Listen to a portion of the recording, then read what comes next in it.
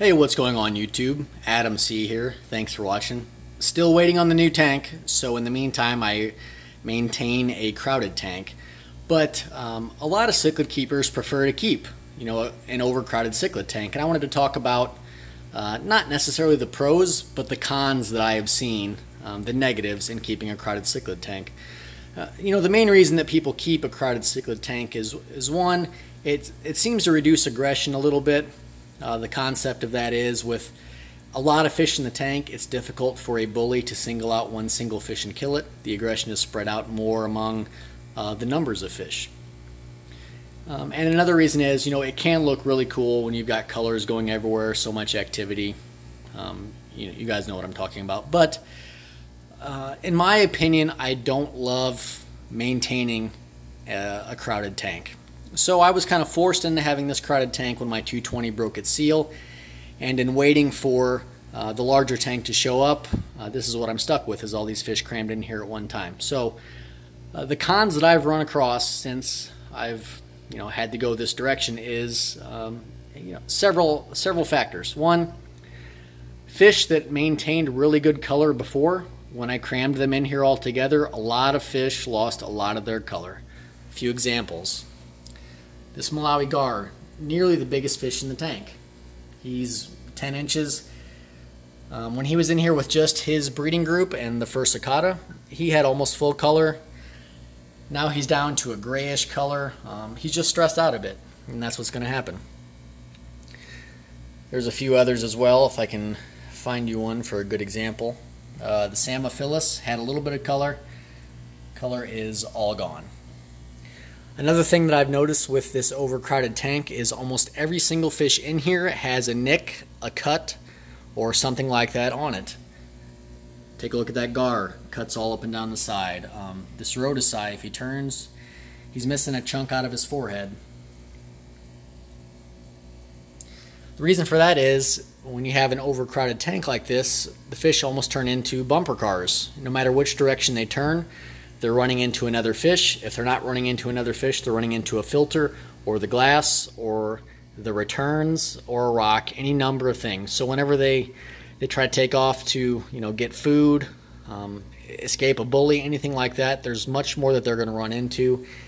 And it does take its toll on their body. I mean, there's nicks and cuts on almost every single fish in here. And before, when I had them separated out into a more sparsely populated tank, that wasn't the case for almost any fish. So not only is that an issue for just looking at the fish, but also it opens them up to possible diseases. A lot of cichlid diseases are brought on by stress and or injury. So if you have a fish that's constantly going to have cuts on it, if your water isn't in really, really good condition, you're opening your fish up to infection, disease, and stress. And that's the next point I wanted to address. And I'll stand up so you can get a better feel for the crowdedness of this tank. With a crowded tank like this, it does create a lot more stress on these fish. And you guys that keep cichlids, stress on cichlids particularly is not good for maintaining a healthy aquarium. Stress can lead to a number of diseases. It can, push them towards bloat if they're really stressed out, ick. A number of things. It's no different than people. When you're really, really stressed out, you're more susceptible to disease and anything like that. So when I had my 220 up and running and all these fish were separated properly how I liked them, I don't even remember the last time I lost a fish. You guys may know from a video, but I really can't even remember it. Since I moved these fish in here, I've already lost 2, and I struggle every day with 1 or 2 fish not eating because it's flat out stressed.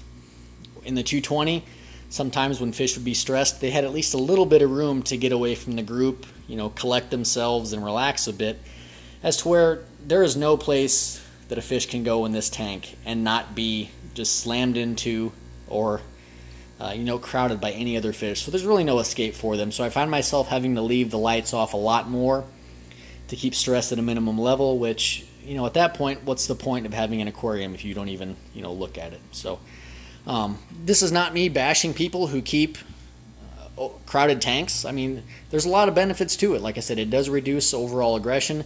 It's just you have to be very, very vigilant in having, a crowded tank. One, you got to do more water changes. You have to have more filtration. And two, you have to always keep an eye out for fish that are stressed out and not eating. It's harder to see a fish when it's not eating. When in feeding a tank like this, there's just fish going everywhere, and it's almost impossible to watch every fish as they eat. So it's a lot more difficult, in my opinion, to catch fish that have the beginning of a disease like bloat would. If you catch bloat early, it's not that difficult to cure.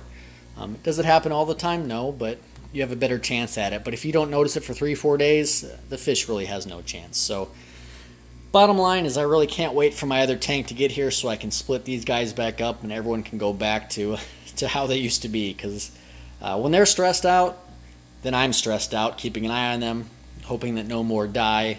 And if you're a fish keeper with your aquarium and you're stressed out about it, what's the point of even having it? So anyway, guys, thanks for watching, and see you next time.